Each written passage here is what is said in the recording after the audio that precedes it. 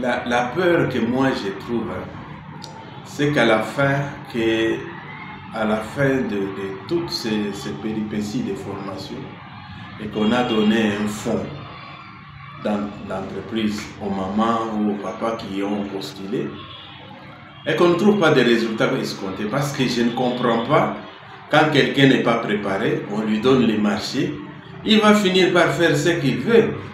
Si réellement, comme on l'avait décrit dans le projet, qu'on va donner beaucoup plus les équipements que les fonds, ou bien on donne seulement les équipements que les fonds, les 10% viendront d'où?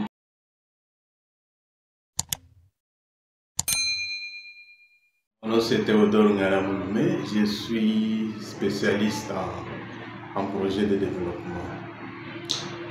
Nous avons constaté beaucoup de problèmes à travers le projet Transform. Donc pas dans les projets, mais autour du projet Transform. Le premier problème concerne les synergies qui sont créées par des particuliers pour encadrer les femmes entrepreneurs, encadrer même les hommes. Ça se passe de cette manière où on a constaté qu'il y a des gens qui n'ont pas une bonne lecture ou bien qui n'ont pas une bonne expérience, une expérience positive dans les affaires, mais qui encadrent les femmes ou les hommes d'affaires. Ils ont créé des synergies. Les femmes ne sont même pas consultées, mais se retrouvent dans ces synergies-là. Par après, c'est la synergie qui présente les projets. Et les femmes n'ont qu'à la fin, dès qu'il y a des moyens, à soutenir 10%, à remettre à la synergie. C'est une mauvaise manœuvre.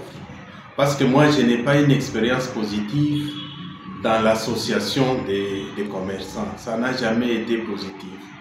Regardez beaucoup même dans des familles où les gens se sont réunis pour travailler et produire ensemble, peut-être par l'héritage, et ils finissent par se disloquer parce que c'est l'intérêt, quand il arrive, pour se les distribuer, ça crée toujours des mécontents et les gens se disloquent. Mais comment une synergie peut survivre avec des femmes? Supposons qu'il y a une synergie de 100 femmes. Ils ont présenté un projet de 300 000 $. La synergie va chercher à prendre 200 000 $ et donner à 100 femmes 100 000 $. C'est-à-dire chaque femme aura 1000 $, 1000 $ et tout. C'est pas ça l'esprit de Transform. L'esprit de Transform, c'est la promotion des activités des entrepreneurs du Kasaï central, notamment les femmes. Ça, c'est une première manœuvre. La deuxième manœuvre, c'est au niveau de l'élaboration des plans d'affaires.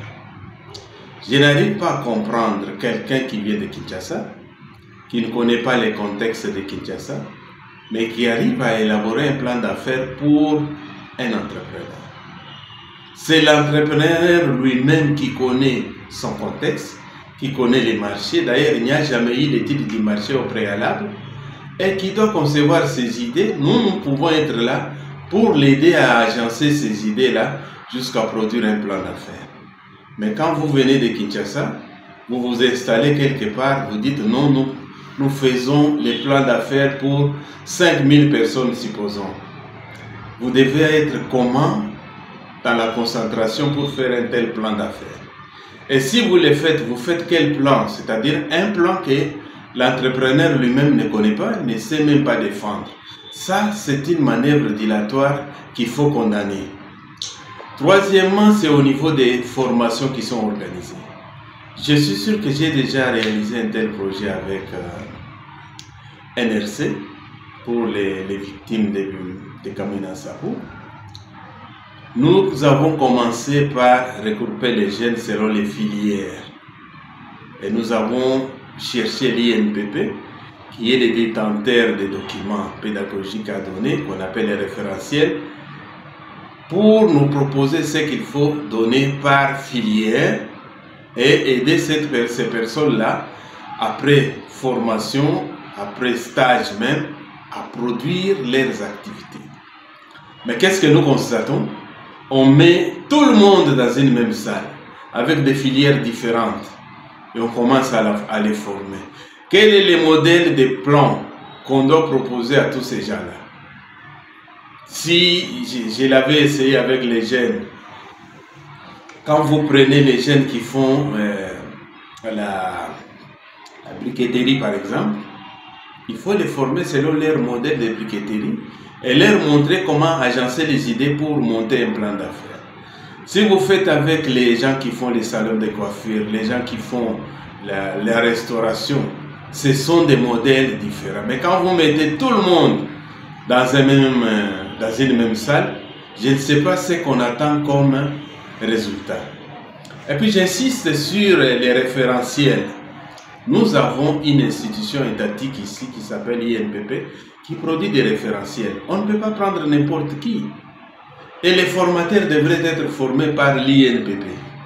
Mais ici, je ne sais pas comment on a formé des formateurs dans 5 ou 6 jours.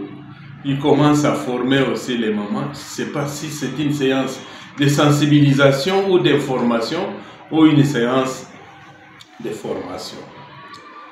Les preuves sont là. On a formé le premier lot des grandes entreprises qui ont fait plus de 3 ans. Ils étaient au nombre de 100 qui sont entrés. Mais personne n'a écrit un plan d'affaires. Mais pourquoi on a gaspillé tout ce temps-là? Ce sont des traumatismes qu'on donne aux gens. Nous voyons les gens monter, les femmes monter, descendre. Ils perdent leur temps de produire à travers leurs affaires parce qu'on est appelé à gauche, on est appelé à droite. La peur que moi je trouve, c'est qu'à la fin, de toutes ces péripéties de formation, et qu'on a donné un fonds dans l'entreprise aux mamans ou aux papas qui ont postulé, et qu'on ne trouve pas de résultats escomptés, parce que je ne comprends pas, quand quelqu'un n'est pas préparé, on lui donne les marchés, il va finir par faire ce qu'il veut. Si réellement, comme on l'avait décrit dans le projet, qu'on va donner beaucoup plus les équipements que les fonds, ou bien on donne seulement les équipements que les fonds, les 10% viendront d'où? Dès qu'on va attendre que quelqu'un vende ses produits et donne les 10% à la synergie ou à l'encadrement. Mais c'est ça les conflits. Je suis sûr que des conflits comme ça vont mettre certaines personnes qui s'hasardent dans des situations difficiles, peut-être en prison, parce qu'ils ont créé des conflits en amont. Je propose qu'on regroupe les entrepreneurs selon leur filière, qu'on cherche des référentiels qui sont adaptés, qu'on forme réellement ces moments-là pendant un temps avant qu'ils aient leur argent, et là on va attendre de bons résultats. Sinon, si on commence comme on commence ici, moi je ne trouve pas qu'on aura un bon résultat. Voilà un peu une proposition que je devrais vous donner.